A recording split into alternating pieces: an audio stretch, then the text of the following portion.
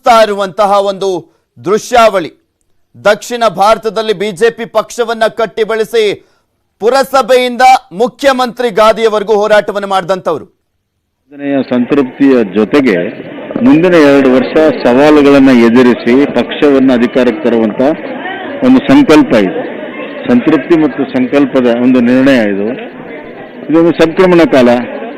ನಮಗೆ ಖಂಡಿತವಾಗಿಯೂ ಒಬ್ಬ ಧೀಮಂತ ನಾಯಕನ ಮುಖ್ಯಮಂತ್ರಿಯಾಗಿ ನಾವು ಇಷ್ಟು ವರ್ಷ ಅವರು ಕೈಲಿ ಕೆಲಸ ಮಾಡಿದಾಗ ಖಂಡಿತವಾಗಿ ನಮ್ಗೆ ದುಃಖ ಆಗ್ತದೆ.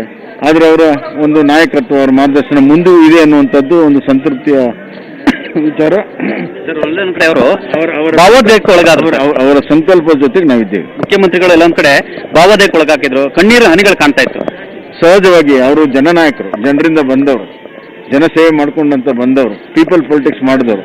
ಯಾರು ಜನನಾಯಕರಿರ್ತಾರೆ ಆ ಭಾವನೆಗಳು ಇರ್ತದೆ. ಸರ್, ಹೈಕಮಾಂಡ್ ನಿರ್ಧಾರಕ್ಕೆ ಕಾರಣ ಏನು ಸರ್? ಇರಮ್ಮ ಸರ್, ಹೈಕಮಾಂಡ್ ಈ ನಿರ್ಧಾರಕ್ಕೆ ಕಾರಣ ಏನು ಸರ್? ಅಲ್ಲ, ಹೈಕಮಾಂಡ್ ಬಹಳ ಸ್ಪಷ್ಟವಾಗಿ ಹೇಳಿದೆ. 2 ವರ್ಷ ನೀವು ಉತ್ತಮ ಕೆಲಸ ಮಾಡಿ ಅದಕ್ಕೆ ತಳಹದಿ ಕೊಟ್ಟಿದ್ದೀರಿ. ಇನ್ನು 2 ವರ್ಷ ಪಕ್ಷ ಬಹಳ ಕಟ್ಟುವಂಥದ್ದು ಬಹಳ ಮುಖ್ಯ ಇದೆ. ಮುಂದಿನ 2023 ವಿಧಾನಸಭಾ, 24 ಲೋಕಸಭೆ ಗೆಲ್ಲುವಂಥ ಹೊಣೆಗಾರಿಕೆಯನ್ನು ಮತ್ತೆ ಯಡಿಯೂರಪ್ಪನವರು ಕೊಟ್ಟಿದ್ದಾರೆ.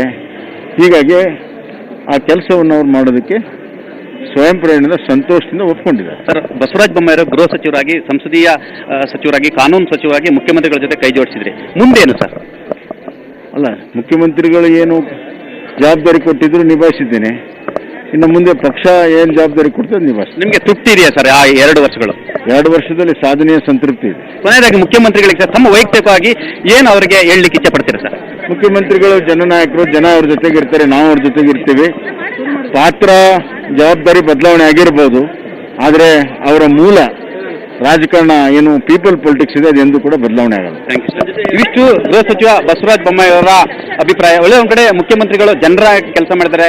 ಅವರು ವಿದಾಯದ ಭಾಷಣ ಮಾಡುವ ಸಂದರ್ಭದಲ್ಲಿ ಒಂದು ಕಡೆ ಅವರಿಗೆ ನೋವು ಉಂಟಾಗಿತ್ತು ಅನ್ನೋ ಒಂದು ಮಾತನ್ನು ಕೂಡ ಹೇಳಿದ್ರು. ಜೊತೆಗೆ ಅವ್ರ ಜೊತೆ ನಾನು ಕೈ ಜೋಡಿಸಿದ್ದೆ, ಮುಂದೆ ಪಕ್ಷ ಮತ್ತು ಹೈಕಮಾಂಡ್ ಏನು ಜವಾಬ್ದಾರಿ ಕೊಟ್ಟರೆ ನಿಭಾಯಿಸಿ ನಮ್ಮ ಮಾತನ್ನು ಕೂಡ ಗೃಹ ಸಚಿವ ಆಗಿರ್ತಕ್ಕಂಥ ಬಸವರಾಜ ಬೊಮ್ಮಾಯಿ ಅವರು ಹೇಳಿದರು. ಕ್ಯಾಮರಾ ಪರ್ಸನ್ ಶಿವಪ್ಪ ಜೊತೆ ಚಿದಾನಂದ್ ಪಟೇಲ್, ನ್ಯೂಸ್ 18 ಕನ್ನಡ, ಬೆಂಗಳೂರು.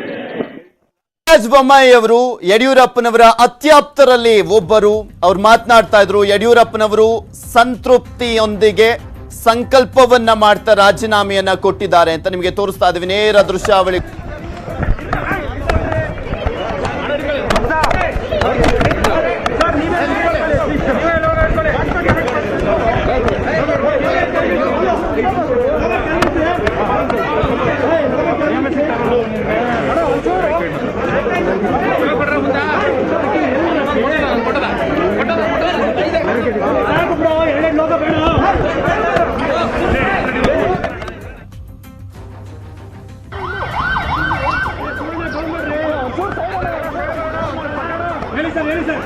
ಪ್ರಧಾನಿ ನರೇಂದ್ರ ಮೋದಿ ಅವರಿಗೆ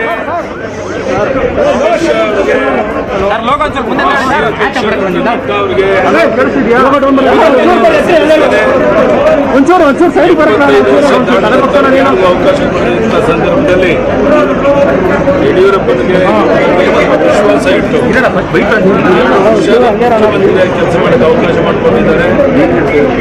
ಬಹಳ ಸಂತೋಷದಿಂದ ನಾವು ರಾಜಭವನಕ್ಕೆ ಹೋಗಿ ರಾಜೀನಾಮೆ ಪತ್ರವನ್ನು ಸಲ್ಲಿಸ್ತಾ ಇದ್ದೇವೆ. ಬೇರೆಯವ್ರಿಗೂ ಅವಕಾಶ ಸಿಗಬೇಕು.